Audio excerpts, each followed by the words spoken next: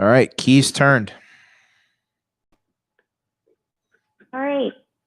It's 7:03 p.m. and I will call this meeting of the Old Theater of Education to order. And we can start off with the Pledge of Allegiance. I pledge allegiance to the flag of the United States of America and to the republic for which it stands, one nation, under God, indivisible, with liberty and justice for all. All righty. And first up on our agenda this evening is our report from our student representatives. So I'll hand it over to Joe and Megan. Thank you so much. I will be happy to get us started. So thank you so much for having us here today. The first thing that we have on our list is that school was online entirely from Wednesday, December 2nd to Friday, December 4th, due to a confirmed positive case in the school the after before Thanksgiving break.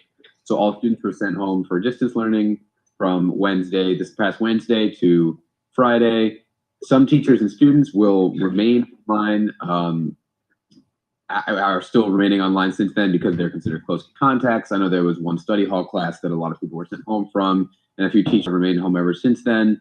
So we believe there have been a couple updates to this, to what we had sent Mr. Gerbers, but ultimately I believe that a number of these students will be home until the 16th, but there are a couple different cases. I believe that a few teachers who will be back sometime this week or sometime early next week, but most teachers will be back at some point the following week.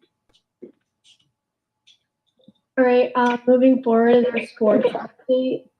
So winter sports have been postponed until January 19th. This date, the first day of practice, and until the date approaches, CIAC is going to continue lots and lots of meetings, meeting with the health department, schools, athletic directors, administration, etc., to thoroughly discuss the safety up to that date of the 19th in order to make a decision on winter sports. And next we have some recognition from the fall athletes and the all-state all-line recognition.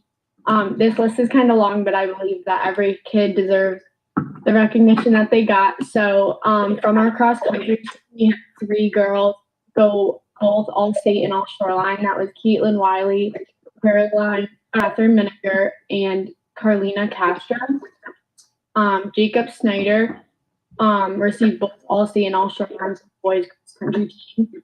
From boys soccer, we had Matthew Rothman, Carter Gibson received state, Matthew Rothman, Carter Gibson again, and Nick Scalzo received first team all-shoreline.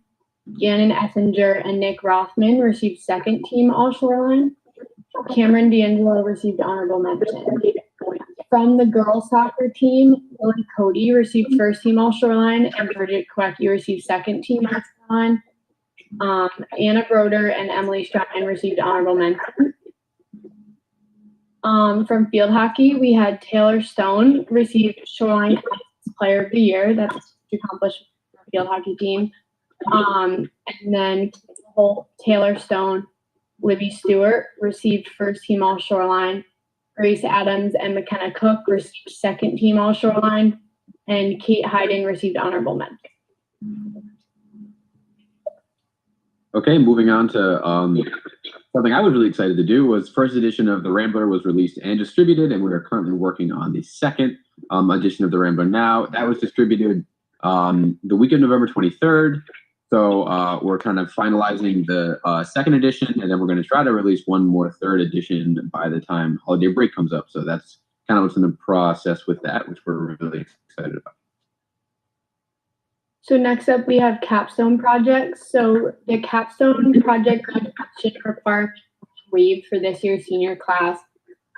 Currently, there are only 4 students involved in Google Classroom. Those are 4 students who chose the complete one. Their initial capstone proposals were due Friday, December 4th. So the last thing that we have is that we know that from a couple of the groups that me and Megan are a part of that we've been trying to sort of initiate some discussions about race and equity within school. So kind of an update on how that's going. On Friday, December 4th, the faculty participated in the first of several discussions and workshops on race, equity, and inclusion. And OSHS partnered with Elijah Manning, who's a 2000 OSHS alum from the Connecticut Coalition of Educational Justice and Culturally Responsive Curriculum.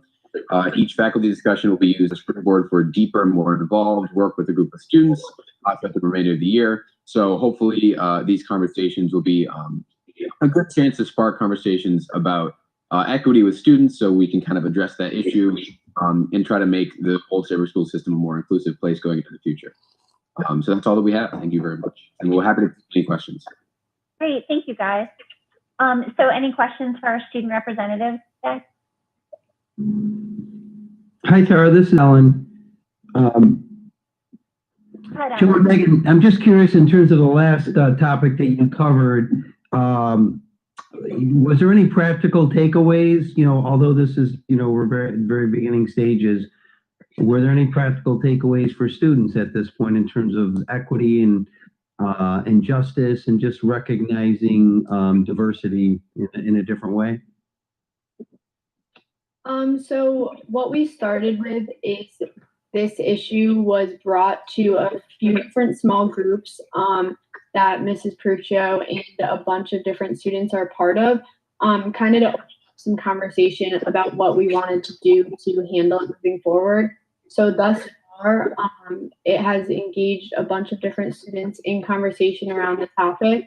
So far, that's been a very positive experience for those students involved, and we are hoping to move forward by spreading this so that all students have the opportunity to engage in conversations moving forward.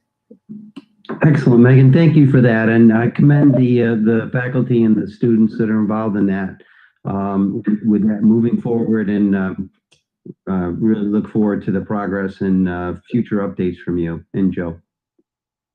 Thank you. And Eileen, I think you've got a question too. I also was very interested in this topic and look forward to what we're doing actually as a district, also in taking a look at diversity in terms of curriculum and things that are being addressed in our courses. So I'd be very curious from maybe the students can give an update when they meet with us the next time, if there's anything to share regarding how staff will be interacting with students. I think it says that they're going to, how is that going to play itself out? Maybe that's a question when the high school presents, their report, because this is also on their report as well. Thanks, Eileen. Yeah, I think we're actually going to talk more about it too during our committee and liaison reports, because that was certainly something that we were talking about on our demographics committee meeting this past month. That'd be great. Got it. Other questions for our student representative? Great. Well, thank you guys very much for your report and for joining us today. I appreciate it. And as always, I'll remind you, did somebody have a question? Tara, it's George. I'm sorry, I was a little bit slow on mute button. I just want to commend back to Megan, right? So that was a great report on all the accomplishments by the athletes, and like you said, right, in this day and age, they've tried so hard, and acknowledging them is fantastic. And so thank you for doing that, but also just to convey our congratulations back to them as well for what they've done. That's remarkable during this time. Thank you. Tara, I also wanted to tell the students that I had a chance to watch the Orson Welles presentation, and they were spectacular. That's wonderful. Thanks, Eileen. That was a good reminder. Yeah, really creative way to engage in a different kind of drama. And I'm thrilled for you guys. That was a really cool opportunity. And I'm glad that you all got to participate in that. Hopefully you had a good time doing that, Joe. Yeah, thank you. I enjoyed it. Thank you very much. I think that it really was a unique, creative way to bring something forward to allow you all to have an opportunity to act, do what you love to do. It was great for audiences because it's a different type of entertainment And it uses even, I'm always a teacher, it even uses a different scale and a different way of how to process information. And it was really, I thought, enjoyable, educational, and just very clever. So thank you. Thank you. That's awesome. Thanks, guys. Thanks again for your presentation. Great report tonight. And thank you for joining us. Moving on to Karen, do we have any correspondence for the board? No, we have no correspondence for the board this week. No. Excellent. Thank you. On our consent agenda, we have two sets of meeting minutes to approve. One is the regular meeting minutes and one is our special meeting minutes. The regular meeting was from November 10th and the special meeting minutes was from November 17th. So I'd like to ask for a motion to approve these minutes under the consent agenda. So moved. I'll move by Eileen. Do we have a second? Second by Alan. Karen? Oh, I think Karen got there before you, Alan. Thank you. All in favor, aye. Aye. Aye. Any opposed? Any abstentions? All right, so moved. Thank you. So next up is our reports by administration. And I just want to say in regards to our building administrators, they've been burning the candle, have all of our administrators at both ends with the multiple instances that they've had to do contact tracing on, and they've been working nights and weekends. And I think that is a Herculean effort that they've been undergoing. And so although we've got their written reports, and I would encourage the board to read through those and we can discuss them with Jan. We did excuse the building leaders this evening just because, this is one less thing that they needed to do with us at this point. And hopefully, when we reconvene in the new year, we'll be able to, see them on our screens and, ask them direct questions. But I would say if we've got any questions in regards to their reports specifically, we can funnel that back to Jan for them to answer for us. And so I don't know, Jan, if you want to step through them at all, or if you'd like to just go to Amity. Are you going to do the budget overview? Oh my God, I totally skipped it. Ha! No, Julie's Thank you. waiting. George. Julie doesn't look upset about this, does she? No, I totally skipped it. I went right to reports by administrators. So we'll come to that next. And you're right, we will reverse to our budget overview, which I will turn over to Julie and then go get a brief nap in for myself, so I'll be fresher for the next topic. I think we're all in that situation. So Trent, are you gonna present it? I just passed the ball over to Julie. Great, thank you.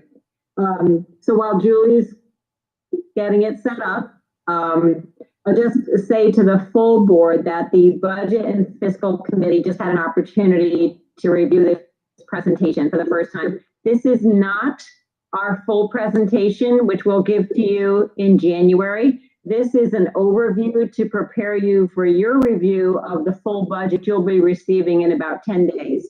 You always get that as a holiday gift. And so with our thanks and appreciation. So you'll be getting the full book, and we thought we had it done early enough this year.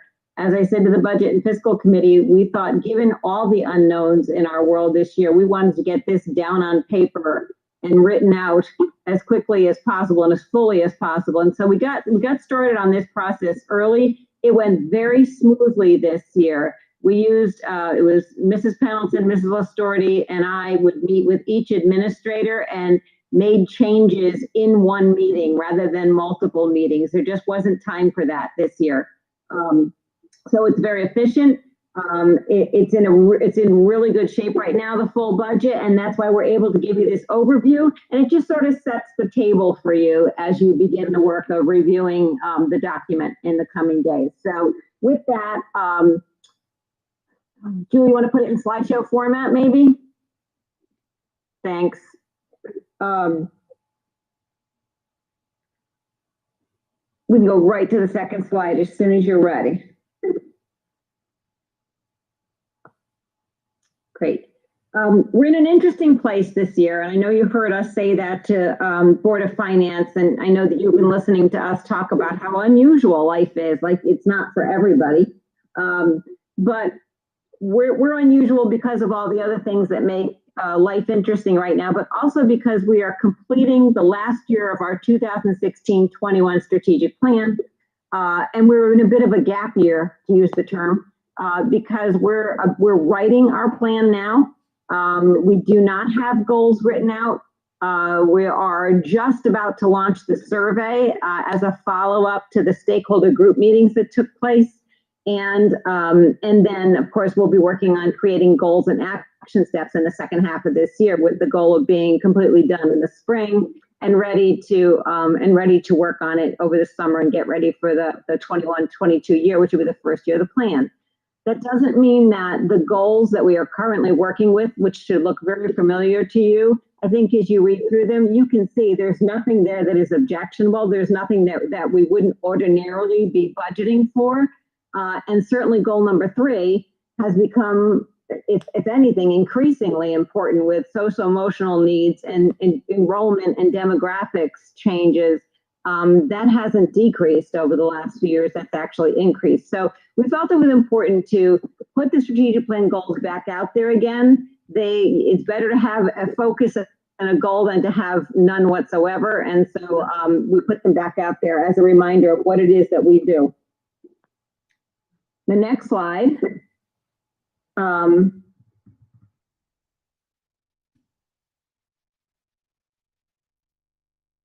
frozen.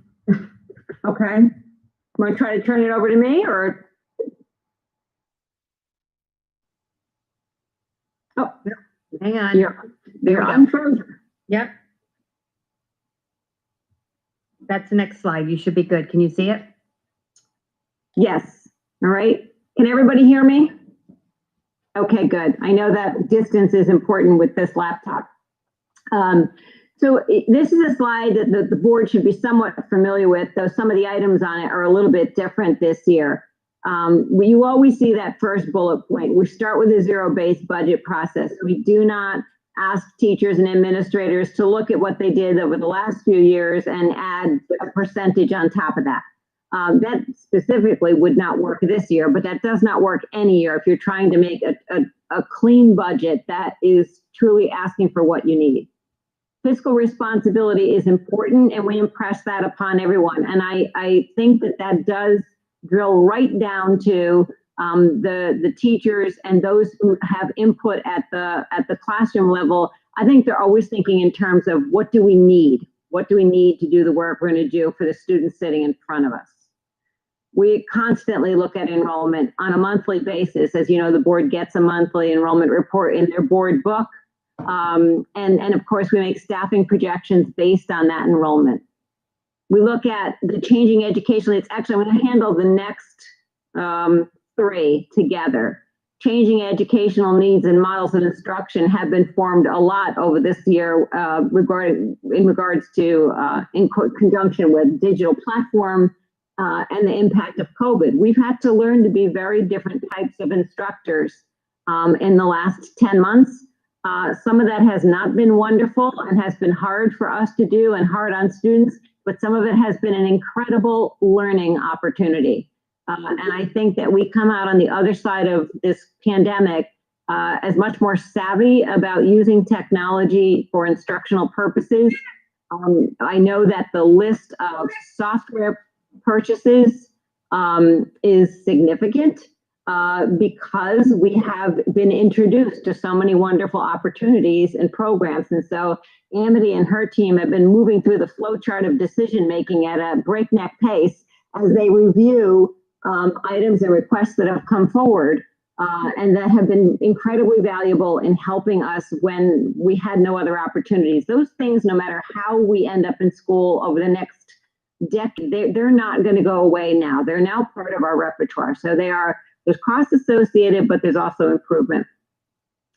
You'll see that in this book when you get it, there's a request for a textbook, but it's not really a textbook. There are really no requests for textbooks. There are workbooks and there are other books that obviously we constantly replenish, but Even our textbook requests are primarily software requests these days. The next item is really repetitious. It's about, the resources, the environment that we're learning in, and constantly needing to be flexible and changing and finding new items. And I anticipate that will slow down in the next 12 months because we will find what works and what doesn't for us, but we continue to look for resources that help us do better in no matter how we are going to school, whether it's brick and mortar or distance learning. And then, of course, unrelated to academics, but certainly related to everything else we do, is the maintenance of the facilities. This year, we've been all about cleaning and safety and putting up plexiglass and dividers and furniture that doesn't allow for congregate setting. But maintenance of facilities is something that we definitely do not want to pay short shrift to. It's like your home. If you ignore the roof for too many years, it just costs a whole lot to replace it when it could have cost a little to patch it. So that's something Old Saybrook needs to pride itself on. We have done that beautifully for years. Nothing gets left untended. No, you can go ahead, Julie. Thanks.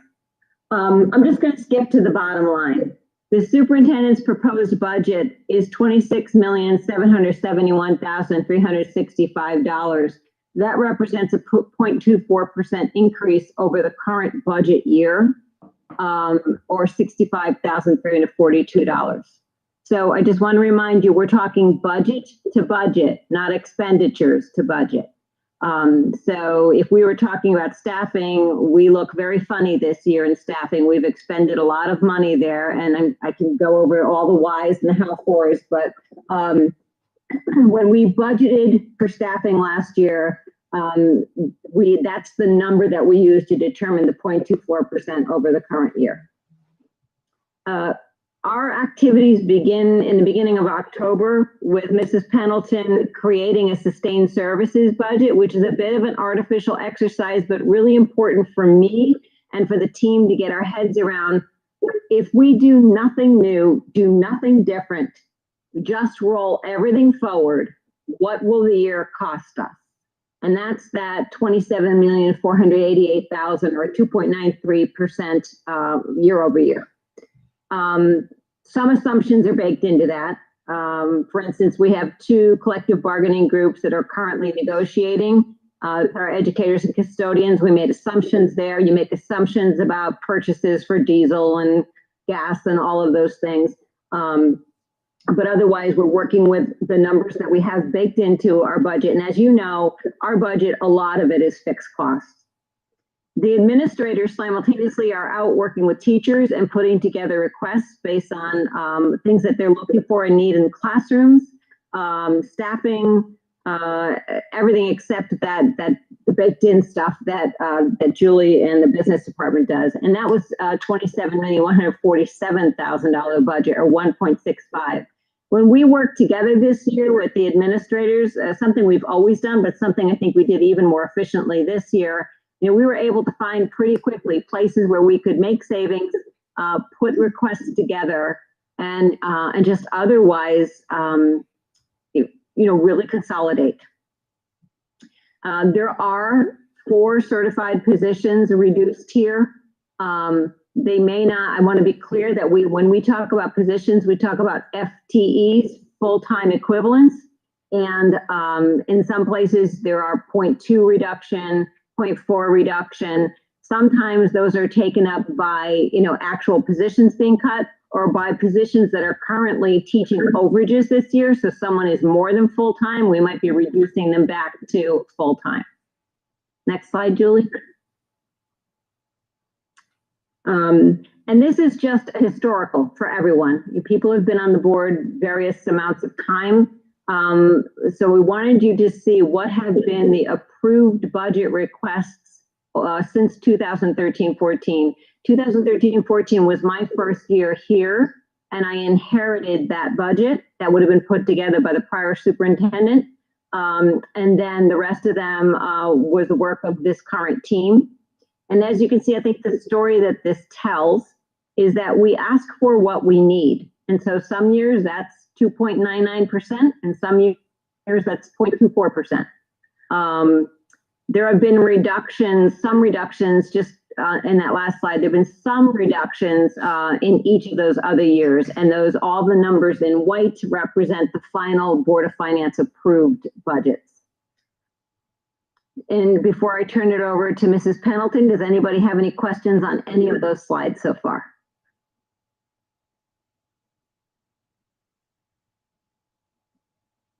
Julie? Okay, so this slide is showing you the four, what we would call the four primary drivers of the budget. They represent salaries, benefits, tuition, and transportation. We are going to modify them slightly so that they're visually maybe a little more clear to read. So what you're seeing in red would be the current budget, and the orange being the proposed. And so that 0.24% increase was derived because you can see only one of the four major drivers had an increase, and that was under salaries. And that budget went up about $330,000, $340,000.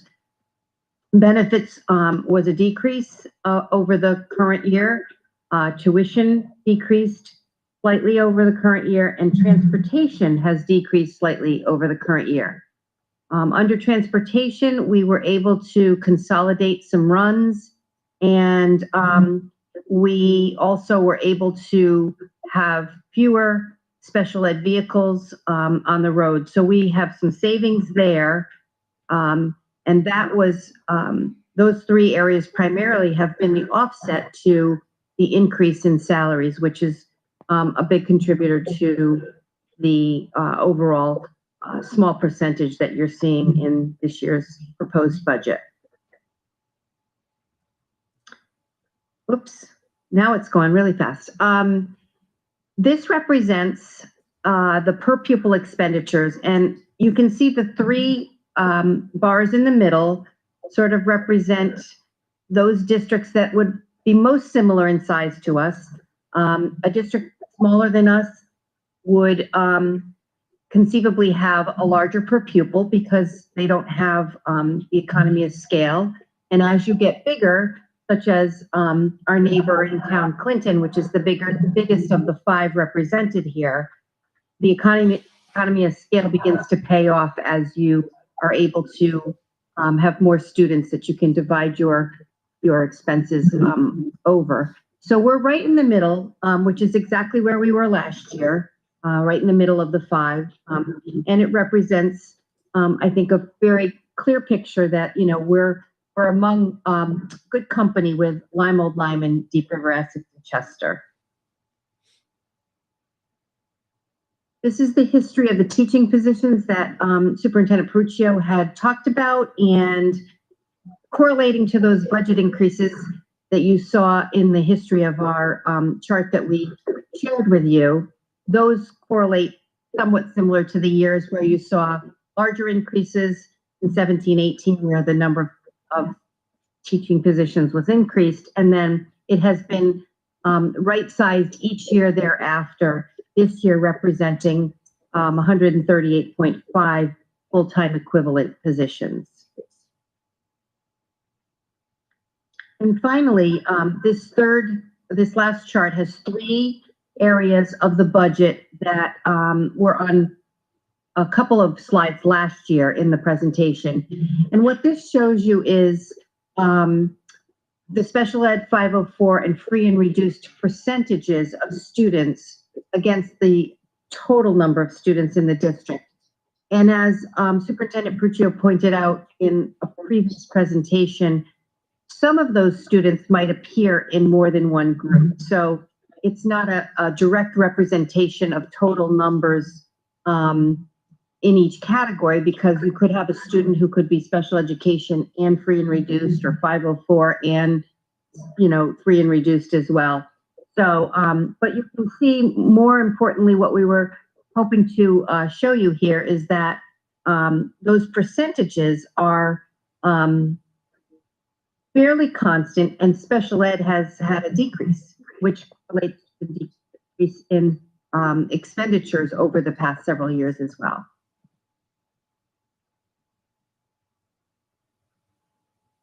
And that concludes our little overview. Well, again, our reason for doing this tonight is we thought it was important. We had it ready. We wanted to give you some context. When you pick into the book, you'll be able to see some numbers that will stand out, and I'm sure that will generate some questions that you'll have for us.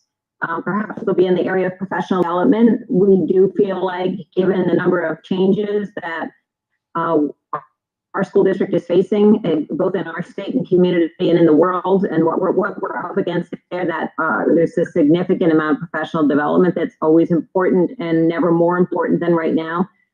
We put a sizable chunk of energy and money and resources into the socio-emotional piece. And then, of course, we are always dedicated to keeping our programming robust and keeping our opportunities in our small district robust for our students. So when you go through the book and you see those things, I encourage and invite you to mark them, to pose questions, either through the Budget and Fiscal Committee or through the full board meeting. And we will come back to you in January again. The board chair and I will put together the agenda so that we have an opportunity to do the full presentation with the full PowerPoint, which will be much more detailed than this.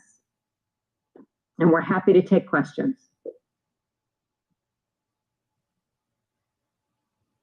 Questions for Jan or Julie on the budget presentation?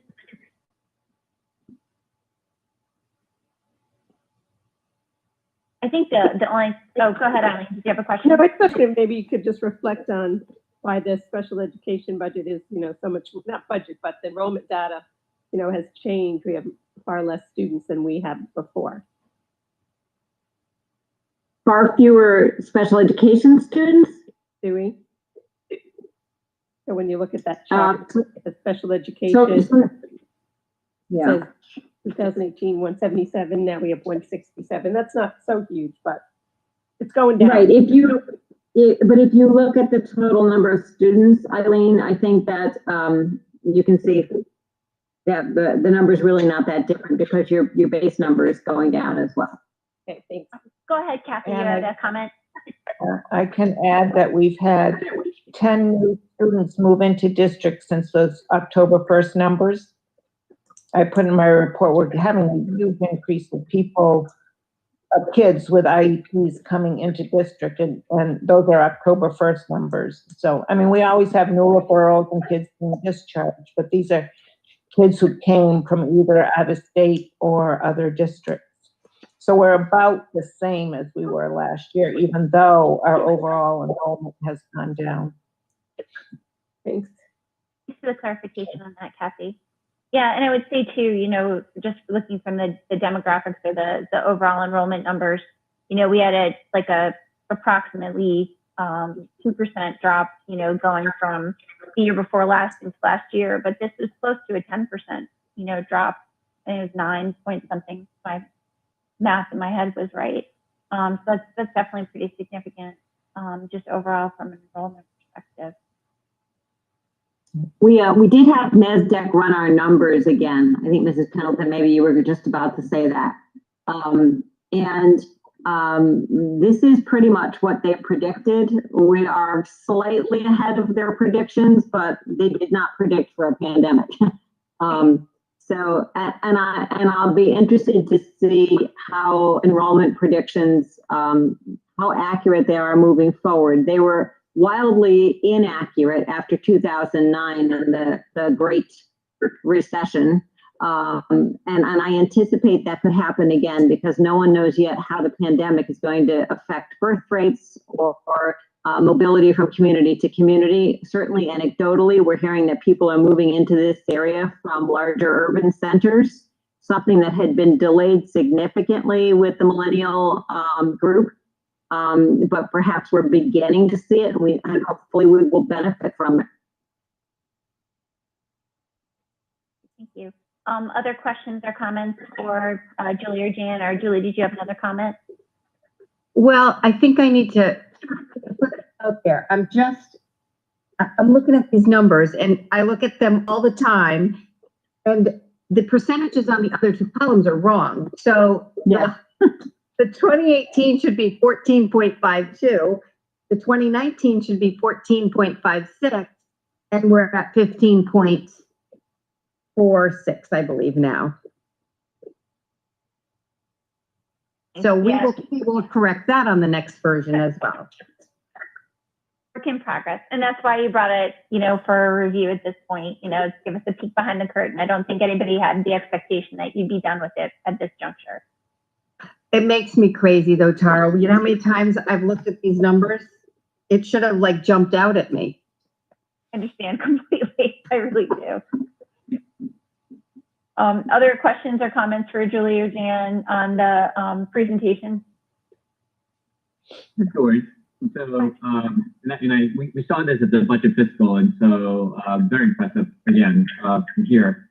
I think the comment you guys are making on the that slide with the main drivers, I think makes a really good point. I mean, the four items that you guys mentioned between salaries, benefits, tuition, transportation,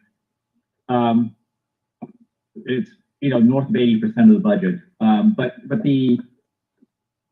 the pluses that you would get from the benefits, tuition, and transportation is relatively modest relative to the salaries. I mean, you're still overall minus 20,000 on that portion, and so and I think that's what Jan's point is. This is a holistic budget, and so you guys are obviously making it up by other places, and so. I don't know how you guys did it, but that's pretty impressive. That's a great. Yeah. Go ahead, Jill. Oh, she froze. So I'm going to jump in. Yeah, so it's Talk about 23 those other million. areas. She's back. She's back. What's that? We lost you. You're Froze there, frozen. Julie. Yeah, but you're back now. I was just saying that I think that we can put all the other offsets as well into that equation, because you're right, there are other things that offset that reduction. Yeah, I think, as I said, I think the budget book is going to be, it's not completed yet, but it's going to be really straightforward. We've spent, with your help, we've spent some time over the last few years really making it digestible. Cutting out things that were just getting in the way for the most part. We were trying to serve many audiences with budget book before and writing it in different ways, and we've really streamlined it with your help. And I think you'll be able to quickly identify the story that gets told of the pluses and the minuses.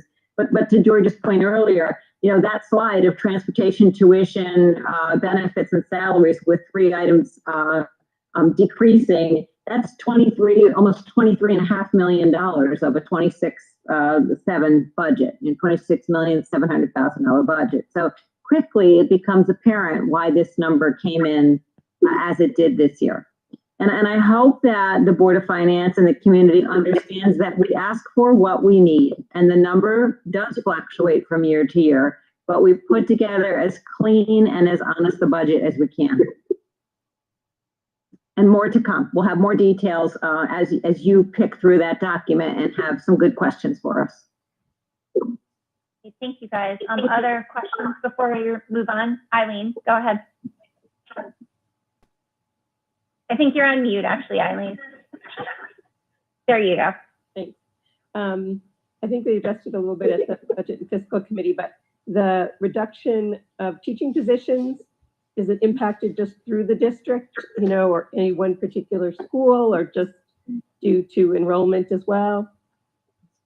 It is throughout the district. That's a net number, by the way. We actually are increasing a position, a social work position. So the net is a decrease of about 3.5.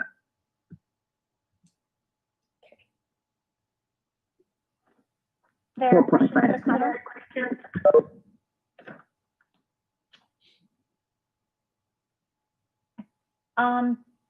then I think we will move on. I thank you, Julie and Jan, for your presentation. You know, like I said, this is very early for you guys to have such comprehensive information, and we really appreciate kind of a preview of what we'll be reviewing over the next month or so. So thank you guys very much, and thank you to Pam and everybody behind the scenes too that's been helping you put that together, because I know it's a tremendous amount of work. And I look forward to my giant binder for Christmas. I love that, this giant binder. Makes me feel very, very special. We thank you for reading it at that time of year. It's sad to say that I really don't have anything else going on, so I'm happy to. Nobody does it here. Nobody does. So now we are moving on to our reports by administration, which I gave us a preview of earlier. Yes, George? So this year, Can't hear you, George. what's the process of getting a paper copy of the budget? I think you asked who's responsible for getting the paper copy. I mean, do we come in? Do we come in to the office and get it, or I mean, how do you guys want to handle this? We leave it on the parking lot and we'll pick it up, or We've been having people pick things up in the vestibule. So very soon, if you haven't gotten the email already, Pamela Storty will be reaching out and saying, or Trent will, she will work together and find out who wants a paper copy and who doesn't, because some of you don't want a paper copy. Those of you who do want a paper copy, we will put it in a folder and leave it in the vestibule. And you can come pick it up there at your leisure. okay, very good. And if Thanks. anybody wants it mailed to them because you can't get here during regular business hours, you can just let them know. Thank you. Question, George, thanks. All right. So Jan, do you want to, is there any highlights that you want to step through school by school, or would you like to just move to Amity and Kathy and Julie and yourself who are here in person for this and take questions after the board reviews the other reports? Yeah, if the board wouldn't mind, I'd like to start with the people who are here in the virtual room right now. And if there are questions for the schools, and I want to thank you, Tara, for allowing them to, allowing us to have this opportunity to let them stay home tonight. I don't think they've slept a full night in a long time. And as I said, unfortunately, during this meeting, I'm also helping them figure out what the next contact tracing is. So they're not even off right now. So thank you very much for being understanding about that. We can do our best to answer any questions. I have read all the reports, and I think amongst the four of us, we should be able to answer any questions you have. So we can review those too. But if you don't mind, let's start with Kathy, Julie, or Amity, or me. Great. So I think we'll start with you, Amity, since you're first up on the hit parade on our agenda tonight. So first of all, any highlights that you want to hit from your report, and then we'll go to questions. I have to say, I feel like I have the luckiest job in the district because it's all about innovation and excitement, and it's not contact tracing. So really, we've been simultaneously doing everything that we've always done and doing everything completely differently. But I don't think that's untrue for any of us in any of our jobs. So, it's exciting because it's innovative and people are trying things that they were previously nervous to try, but there isn't a lot of, fascinating news to share with you. And if I could just add a little bit, I'm glad to hear Amity say that, because one day I went into her office, I said, I want you to know you're not being left out of all this stuff that we're doing for any reason. Not that I thought she'd feel bad about being left out of things having to do with COVID. I said, but for any other reason, but somebody has to keep the instructional piece going. We need to keep you separate from that, in much the same way Mrs. Body needs to be separate to meet the needs of students. And if we don't keep them cocooned in their own world, then we stop being an educational institution, and that doesn't make sense. So, it's been great to have them knowing that they're continuing the work that needs to get done. We're doing crazy planning for making sure that everything is ready for kids as soon as they are ready to be focused on all of this again. So questions for Amity in regards to her report from the board? Tara, this is George. Go ahead, George. MD, I'm stunned, right? So, I mean, you said you had nothing exciting to report on your write-up. I mean, I was floored by what you wrote. I mean, it's very exciting about what you wrote. This is an incredibly difficult time to be teaching, an incredibly difficult time to be learning.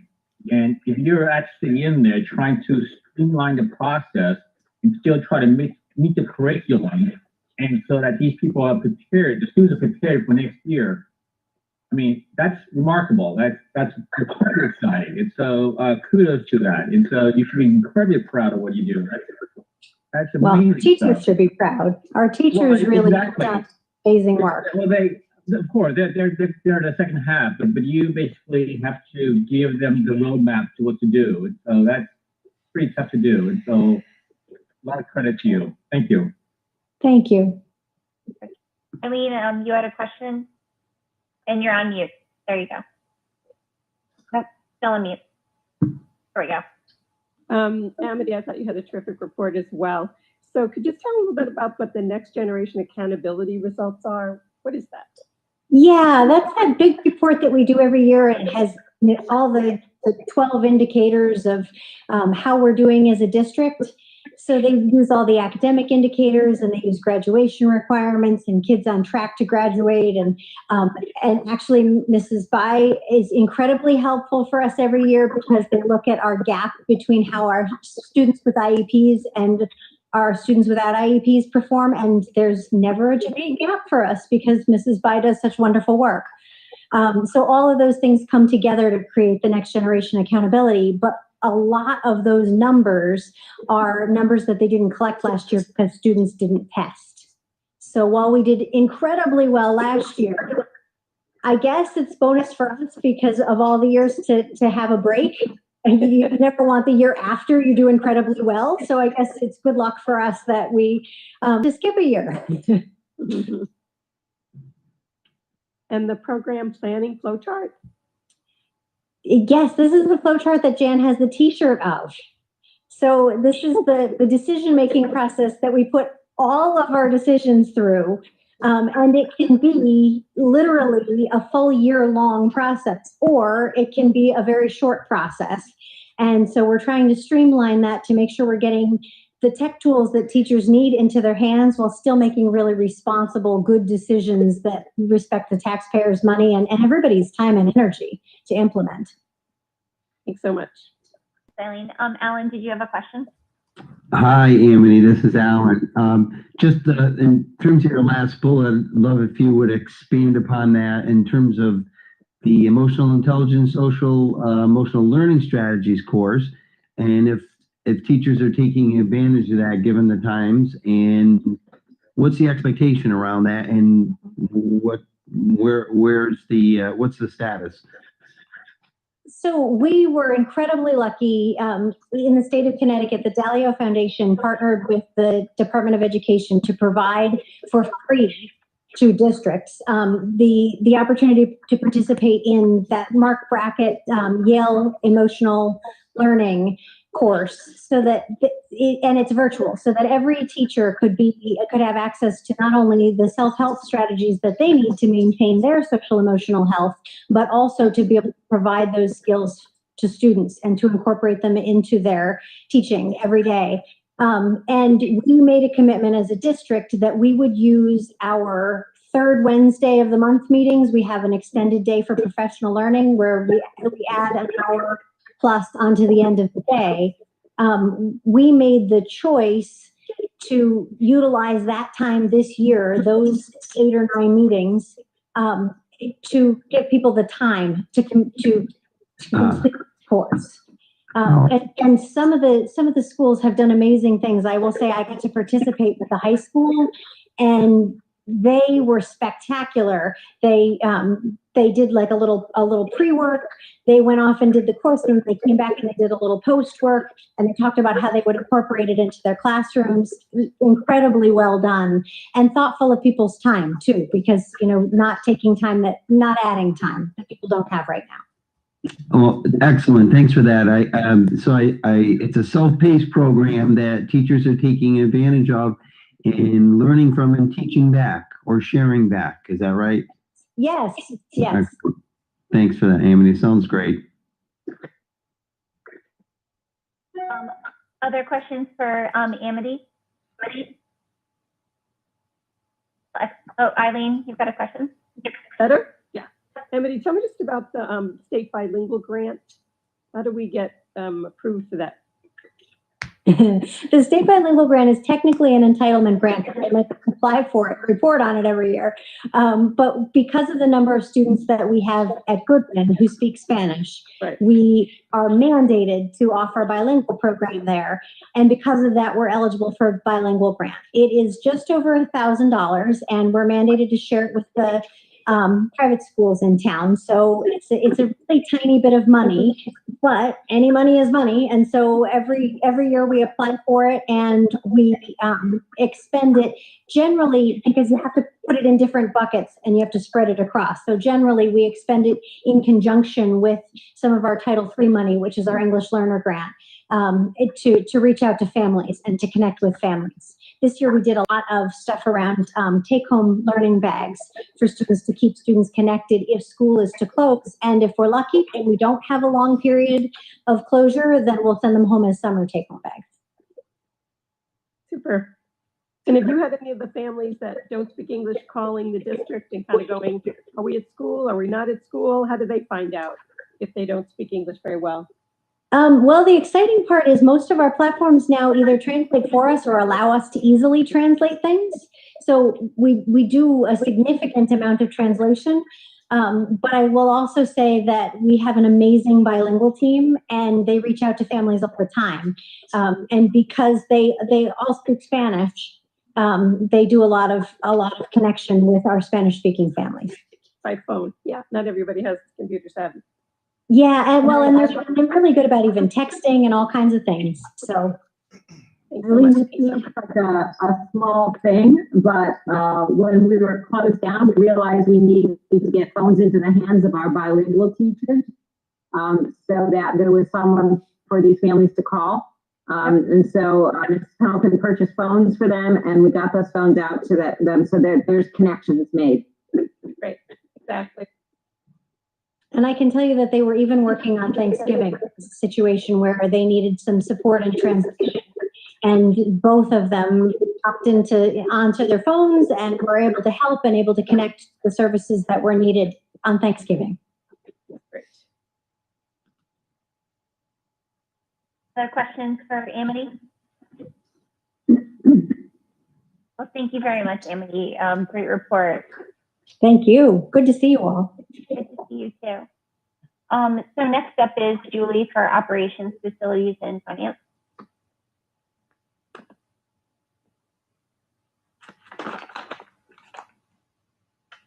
There we go.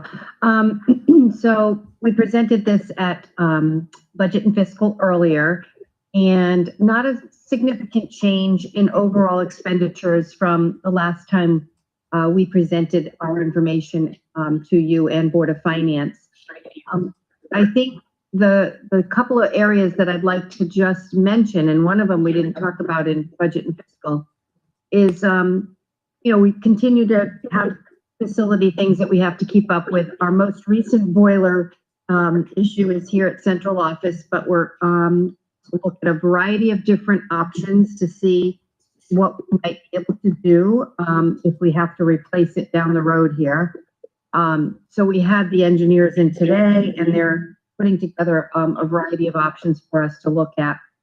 Outlined in the report are the care relief funds, and you can see how those funds were spent. Total of $480,000, primarily on PPE, desk shields and signage and ventilation and sanitizers and masks and all of that stuff, as well as a small amount towards bus monitors, custodial staff, and cameras for our buses. We also received the elementary and secondary school emergency relief funds, known as the ESSER funds, and those funds were all spent on additional paraprofessional support, as the superintendent alluded to earlier. And then the last piece is a brief update on food service. We wanted to keep you in the loop each month as we update you on budget and fiscal operations. We also want to update you on the food service operations as well. And we actually had a fairly good November despite some of the other ins and outs that we've had along the way. We are being reimbursed for all meals currently. So that is really what's contributing towards an increase in our overall revenue. And we've seen our numbers at the elementary and middle school, I would say stabilize to what I would call a normal number. And so that's been nice to see. Kids are definitely taking advantage of breakfast and lunch during the school year.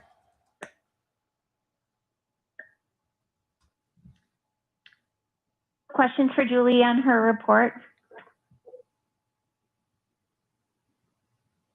We'll continue to present this report to you. And if you remember at our joint meeting with the Board of Finance, they've asked for updates periodically.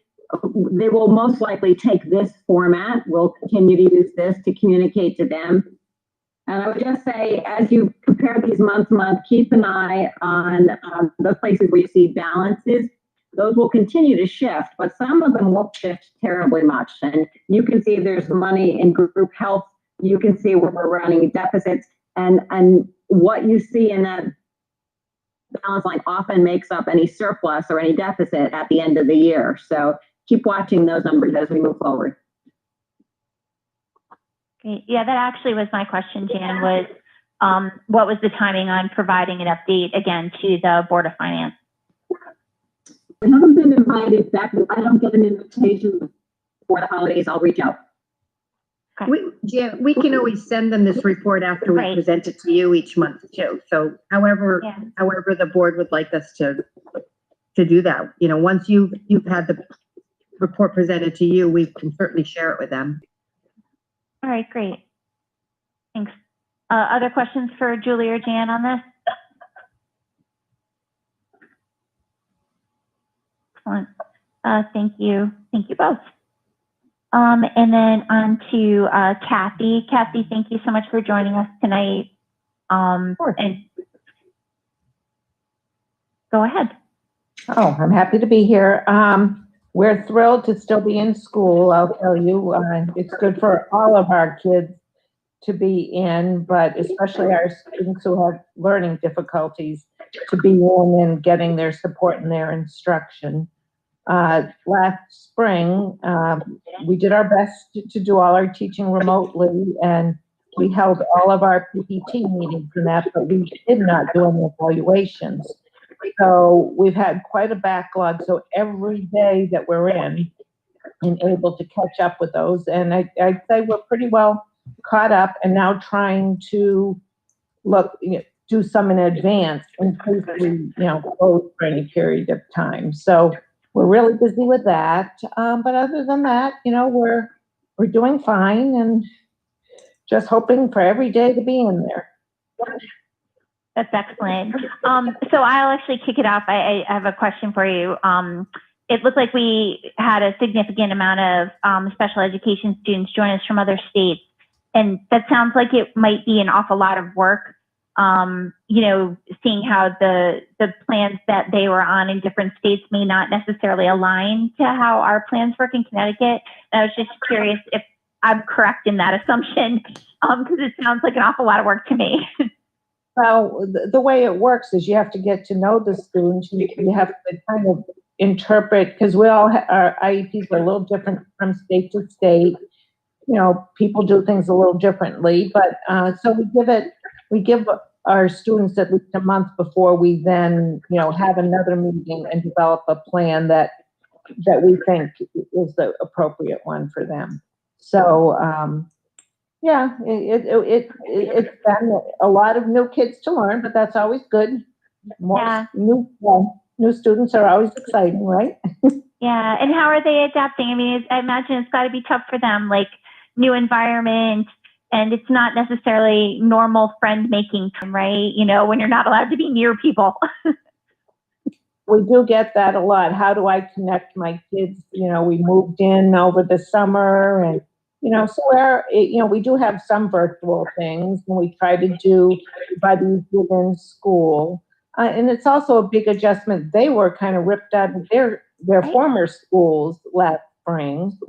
And then they have this big move and, you know, it was a big adjustment for kids who are here to begin with. So, but, you know, we hear from the parents when we have those initial PPTs, their child really likes it here and feels, it's been positive feedback. So That's wonderful. That's really wonderful to hear. I'm really glad to hear that. Other questions for Kathy on her report? Go ahead, Eileen. Yep. So Kathy, as the students that are from the various states, are they concentrated in a certain part of the United States and coming this way, or rationale for why? Well, let's see. Well, we had 3 from New York, but 1 from North Carolina, 1 from Tennessee, 1 from Massachusetts. So those were the states, but then from other districts, we had Fairfield, Essex, 2 from Wallingford, Avon, Clinton, Shelton, New Haven, so they're all over the place. And they're just coming because they think El Sabric's the place to be. I don't know. I don't know. It's a lot more than usual. I'm sure. And I have a question around your social and emotional universal screener. Maybe you could chat about.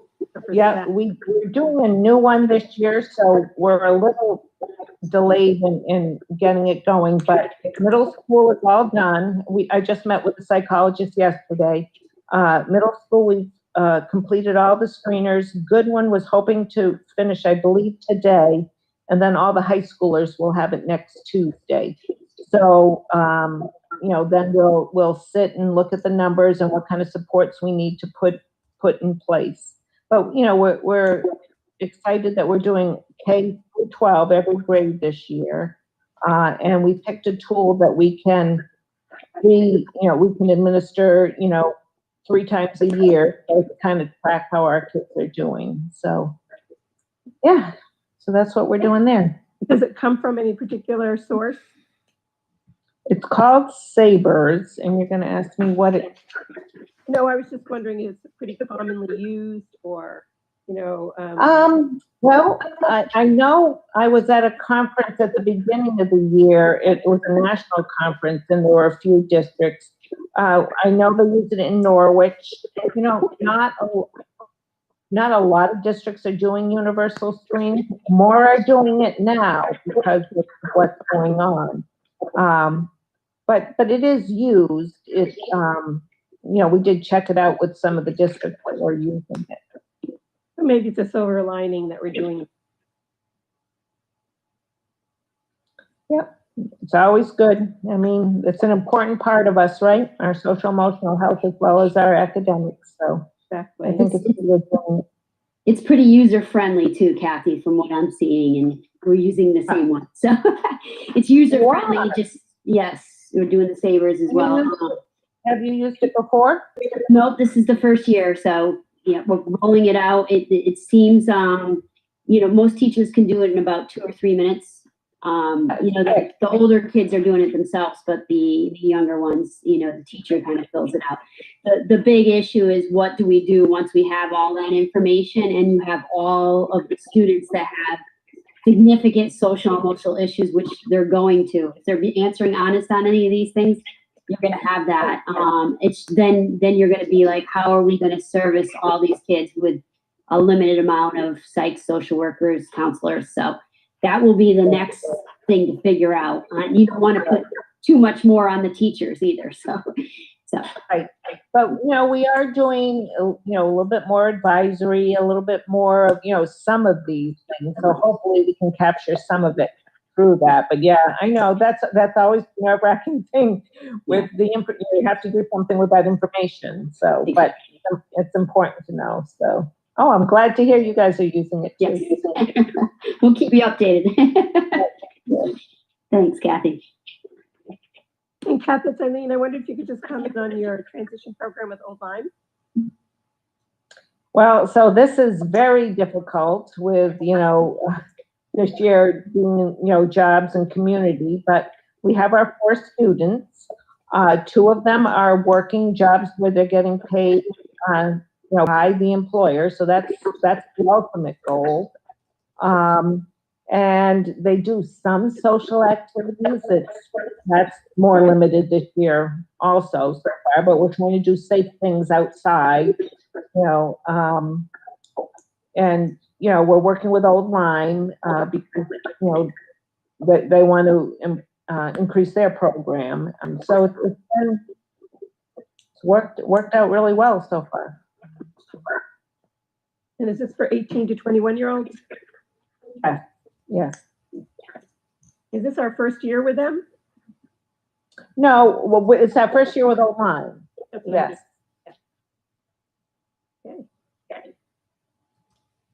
Other questions for Kathy in regards to her report? Great. Well, thank you very much, Kathy, for joining us tonight and for your report.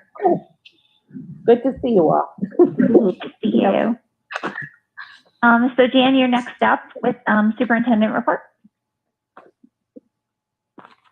Yes, I'm happy to answer any questions other than just some details on how we continue to monitor our situation so we can make daily decisions about cohorts, classrooms, grades, schools, and the district.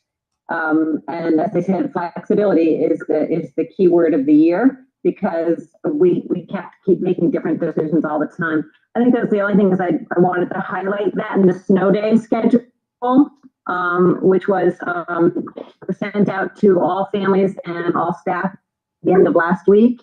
Superintendent Principal's advisory was helpful to us in making some decisions about how to use snow days. And we did ask folks' opinions, but at the end of the day, we decided anything we can do to move this year along in a reasonable and respectful way, we're going to take advantage of.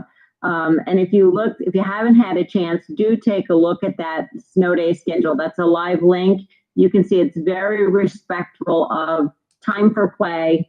Everybody starts no earlier than 9 o'clock.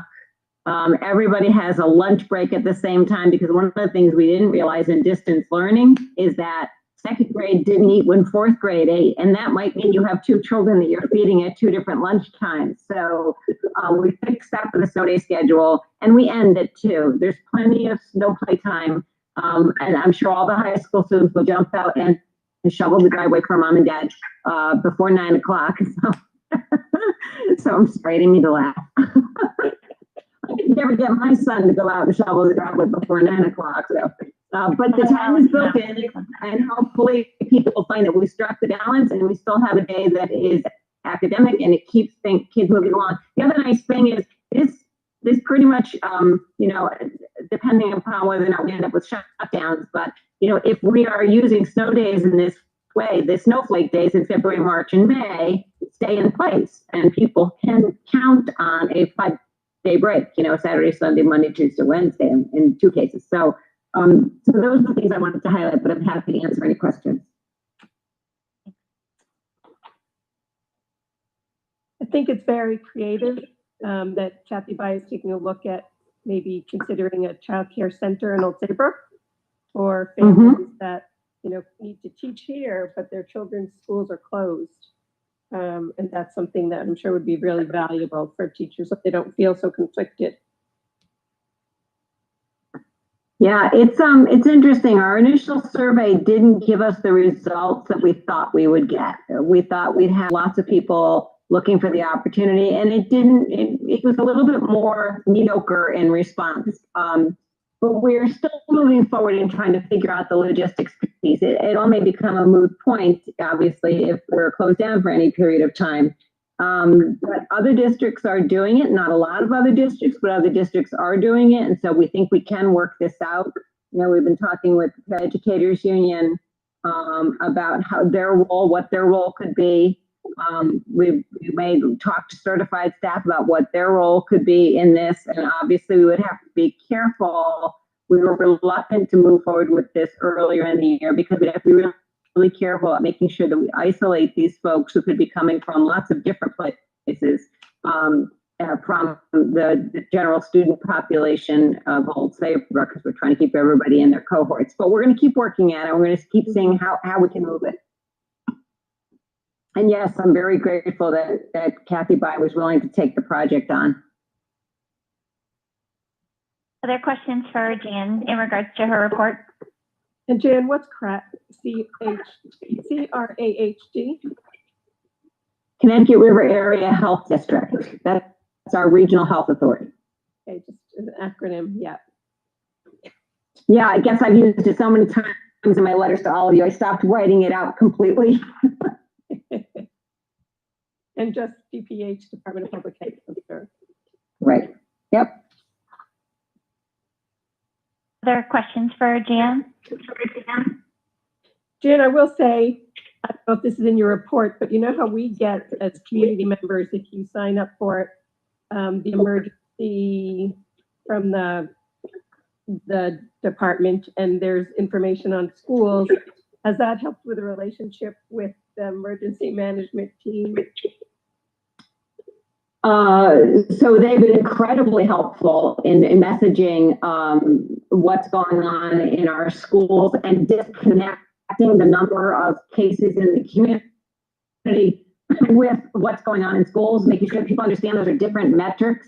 Yeah. That has been very useful to us. Yes, I've been grateful for that. That might be a bridge. Other questions or comments for Jan? This is George. Go ahead, George.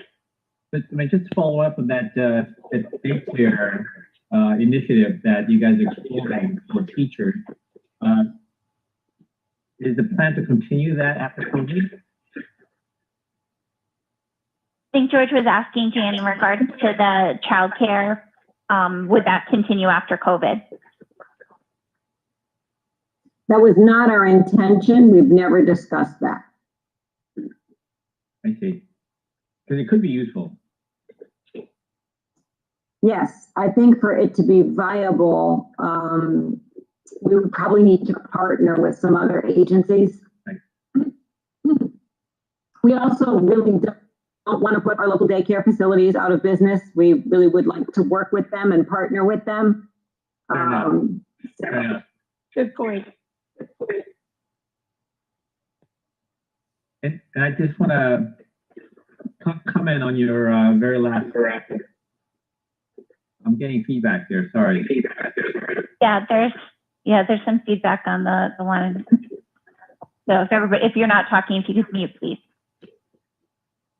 So I just want to comment on your very last sentence. I think, essentially just to paraphrase it, right? I mean, every single day that the school is good, so that the students can be in school in person is a gift. And so I believe that's very true. And I think what you have done, and I think what all the building administrators, if they were here, are doing in their reports, and people like Kathy and Emily and so on, right, is to provide that daily gift. And I think for that, we're incredibly grateful. Yeah, well said, George. Thank you. Thank you. It's a huge team effort every time we get the phone call that we have to contact trace this situation. So many people mobilize, not the least of which is Karen Vanderhorst, our nursing director. That it's just incredible. It's exhausting. No, it's just, we're getting it. We're getting it. I mean, there are certain schools that have never gone to full time. There are certain schools that never open. There are certain schools that just give up. And so, because it's hard. I mean, what are you guys doing? It's very hard. So, to try and keep going, I think it's yeoman's effort. Fantastic. Thank you. Thanks, George. Other questions or comments for Jan? Great. So like we said before, as you read through the administrator's reports, if you've got questions in regards to them, we'll funnel those to Jan and get you guys back answers. And hopefully we'll be able to see the administrators, when we get back together in the new year. So we're going to move on to our reports by our board committees and liaisons. And I know, George, we've talked a lot about budget already tonight, but I don't know if you have anything else that you want to add from budget and fiscal. I did not. I just remind people to, pick up the books if they want the hard copy and go through it. Happy holidays for that. Thanks, George. You always give us the best gift. Eileen, any updates in regards to CABE? And you're on mute, by the way. There we go. All the board members are receiving the CABE updates. Yeah. I will say that I think that their investment in having sessions for board chairs, even those that are non-members, has really raised their involvement with districts that are realizing the capacity that CABE can offer. They also, if people have time, which none of us really do, but it's still an option, and I'll say Brook Schools, because we're Express members, you can participate in significant amount of professional development through CABE. And they're also had some interesting things throughout COVID, certainly helpful. I found helpful from a training perspective. And they're also pushing, not pushing, but really coordinating a very strong opportunity to address racism, diversity on school boards and also in our schools. Great. Thank you, Eileen. Welcome. Alan, any updates in regards to facilities? No updates at this time, Tara. Awesome, thank you. Jan, any updates from Learn? Can you hear me, Tara? Yes, I can, thanks. Oh, okay.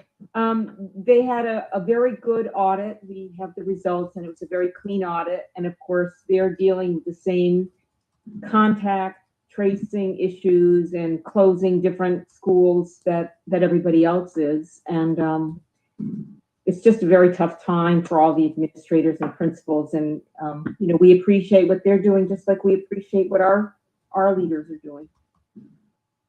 Absolutely. Great, thanks a lot, Jan. Karen, anything from strategic planning? Yeah, Jan did touch upon the process of, earlier in the meeting, but just to recap, so the guiding coalition team met, I think it was on November 20th. It was a Friday about 3 weeks ago. It was a Google Meet, which was hard because it was a lot of people. Of course, I was having all kinds of audio problems, no surprise there. But Isabel reviewed some of the common themes that was taken from the questionnaires, and then we broke down into subgroups and reviewed the questions, made sure the language was clear and appropriate for each group, and that was pretty much it. And then the questions will be forwarded to the stakeholders group, I think, this coming week. Our next meeting is in December, I think around the 18th, and then the group will start drafting new plans and action plans and goals and all of that. So that's kind of where we are. It's a big job. Yeah, it's good. Thank you, Karen. Yeah. So I'll read out from a demographics perspective. We had our first meeting last month with George and Jan were able to join us, and talking about equity and empathy, throughout the district, how we analyze how we're doing, not just at a district-wide level, but, throughout our curriculum, throughout our HR hiring practices, our technology and the availability of technology throughout the district, and the tools that we have. So it was a really, I think productive start to that conversation that's obviously, going to be ongoing. And I don't know, Jan, if you have anything you want to add to that, but, we will be reconvening in the new year, and we'll have more to bring back to the board on that.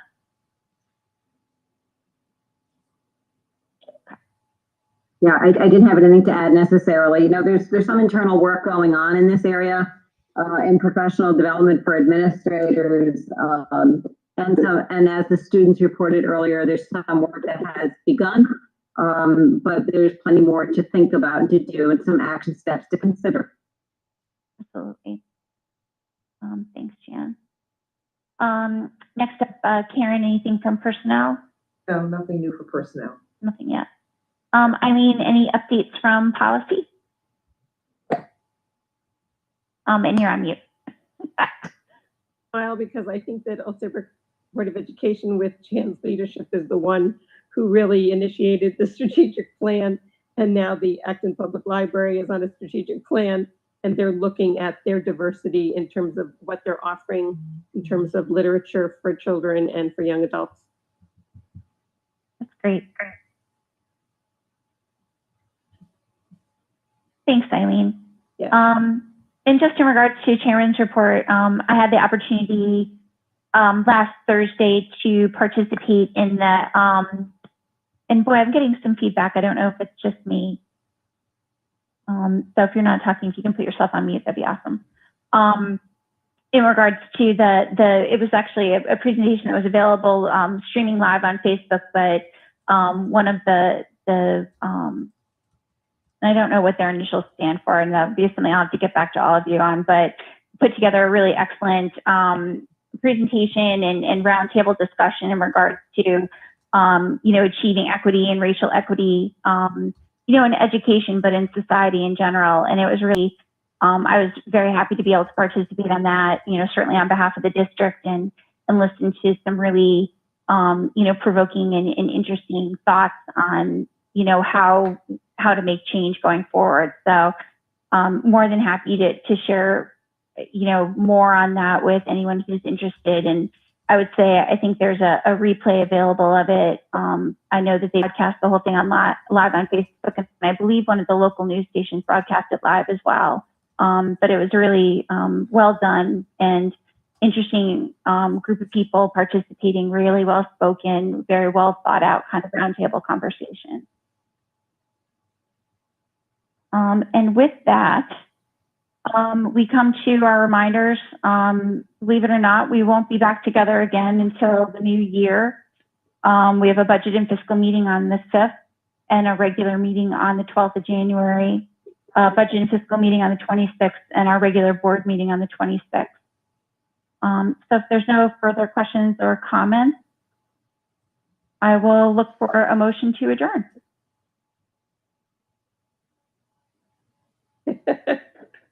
Was that a motion from you, Eileen? Yes. Do we have a second? I'll second it. All right, it's Alan. Thank you, Alan. All in favor? Aye. Aye. Any Aye. opposed? Good. Thank you all for your participation tonight, and we'll see you in the new year. Happy holidays. Happy holidays. Stay healthy.